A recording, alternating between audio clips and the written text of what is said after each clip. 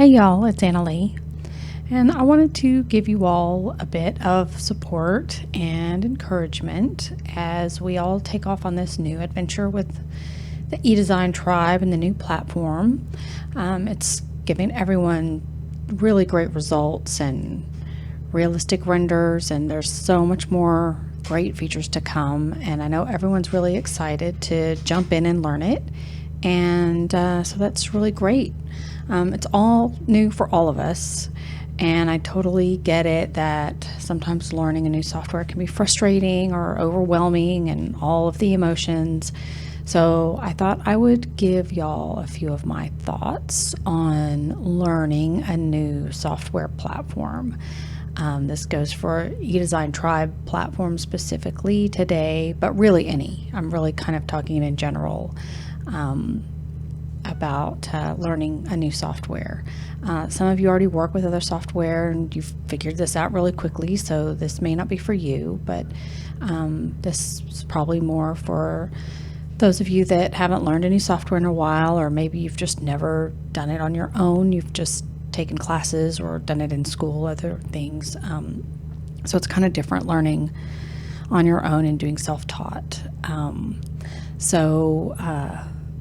A little bit about me, that so you know where I'm coming from. I'm self-taught on all the software that I use.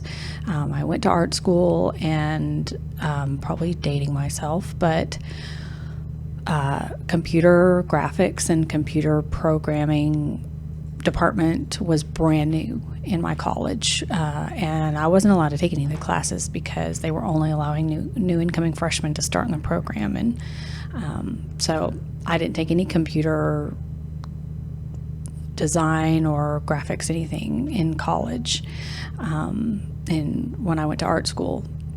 And then when I went to design school, we did all hand drafting, perspective drawings, renderings with colored pencils, all of that. They did offer a regular AutoCAD class, but we didn't use it in any of our classes. Everything had to be hand drawn. And then they did offer, right during my last year, one semester of ArchiCAD, which was a 3D program. But it was a very, very small amount in school. So since then, I have taught myself how to use everything that I do, all on my own. So over time, I've used 3 different methods when I've learned different softwares.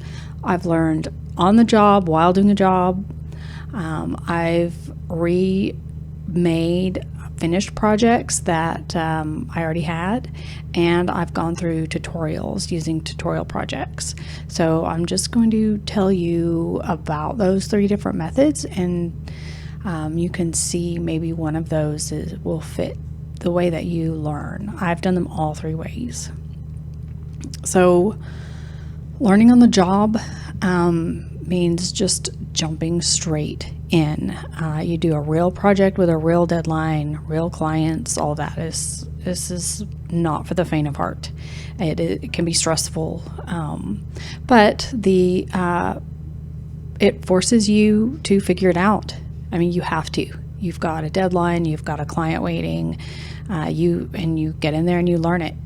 And you learn it fast while you're working. So you're on the job, doing it and learning while you work. Cons, it can be stressful or exciting, really. That could be a pro or a con depending on your point of view. But it can be stressful because you're under pressure.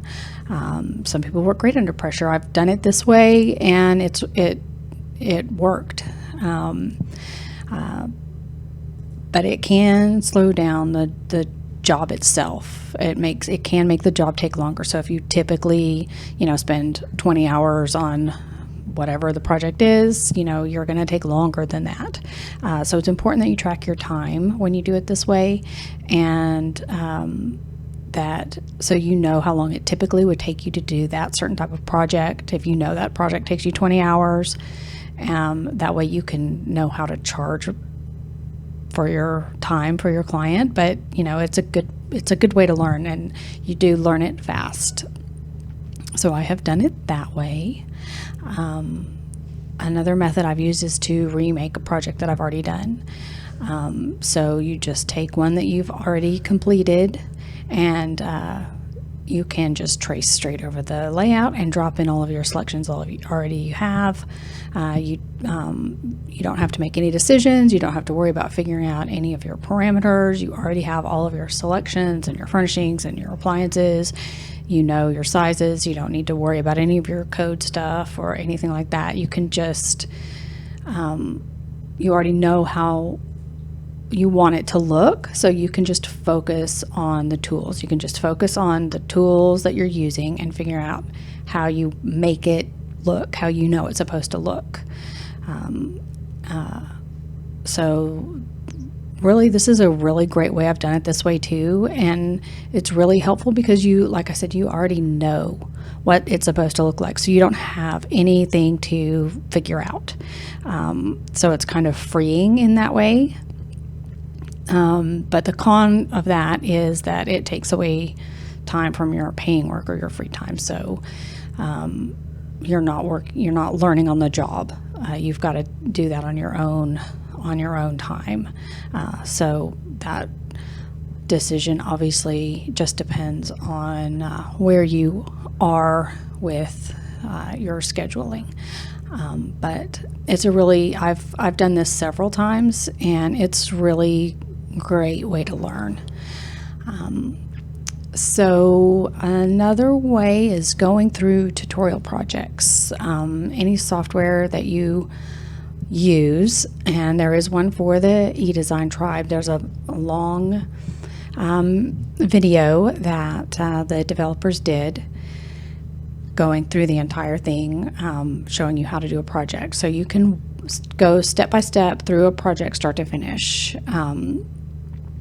And they'll give you, usually when you do this, they start out with an overview of the software, kind of big picture and all of the basics, and kind of walk you through everything. And you learn step by step from either another professional or from the developer directly. And sometimes they provide you a project file with a completed project that you can open up, and you can see, they'll walk you through how they built that project. So sometimes that's helpful. The cons for this, it can be tedious if you like to move quickly. If you already have in mind exactly what you want to learn, then going through there step by step sometimes can be frustrating, because you want to get to the part you want to get to and do the project you want to do. So I typically don't do these, but because a lot of times doesn't relate exactly to the project I'm working on. I want to do a kitchen and they're doing a bathroom or whatever it is. But for the eDesign Tribe platform, there's a really great tutorial that the developers did. It was a webinar that's been recorded, and I will put the link for that here in the notes. So that's the 3 different ways that you can go about tackling learning this new software. And I've just got some general tips for you for as you go through, no matter which learning style that you like to do. Watch the general introduction demo or tutorial, whatever they've got. Just get the kind of big picture and overview before you start, so you kind of have that world view of what you're getting into. Read whatever documentation or instructions, if there's PDFs or if there's a book.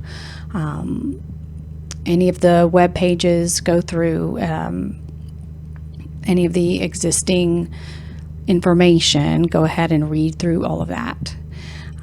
Make sure you choose the right time for yourself to learn it.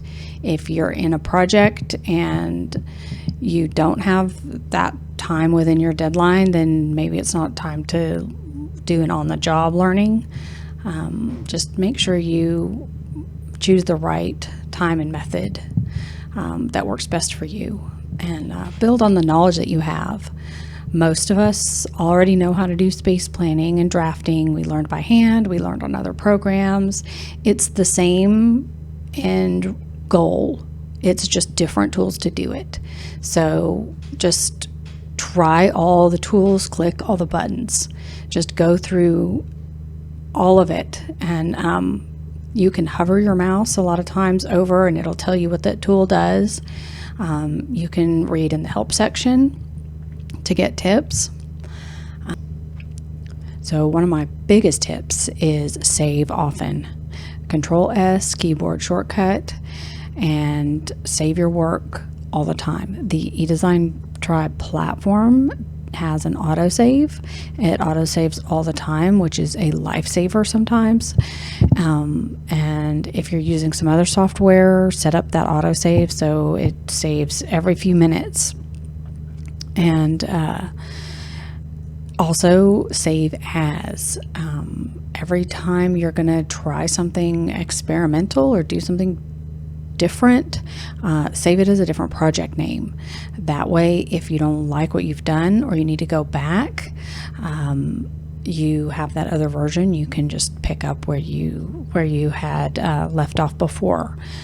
This is great too if your client wants to see different versions. So just save it as different versions. And just don't be afraid to break it. Try stuff. Just try all the things. If you save all the time and you save new file names when you try different things, you can try anything. And if it breaks or you look bad, you can just go back to a previous version, and it's no big deal. You don't have to worry about it. So yeah, save a lot and don't be afraid to break it. And y'all, Google's your friend. There is a video or a forum discussion for everything. Just use all the keywords and Google it and see what's out there. Obviously, sometimes there's going to be a weird problem that might be a developer question, or something more in depth that hasn't been asked, or something very project specific. But in general, there's already a tutorial either within the eDesign Tribe, within all of our tutorials that are already there, or there's something online. The developer has a lot of help videos as well. So there's a lot of answers out there, easily found. And y'all, just take a break if you get frustrated. If it's not working or you can't find what you're looking for, just shut it down, turn it off for a little while, take a break. Fresh eyes on it later or the next day solves a lot of problems. I do it all the time. I just go work on something else for a little while, and then when you come back to it, then it always gets better. Frustration is kind of part of the process when you're learning something new, but that's how you learn it. Don't worry, don't let it upset you if it's frustrating. Just like I said, just take a break and come back to it later. But you can do it. It's fun and exciting to learn something new, and I hope that some of these tips can help you, and y'all have a great day.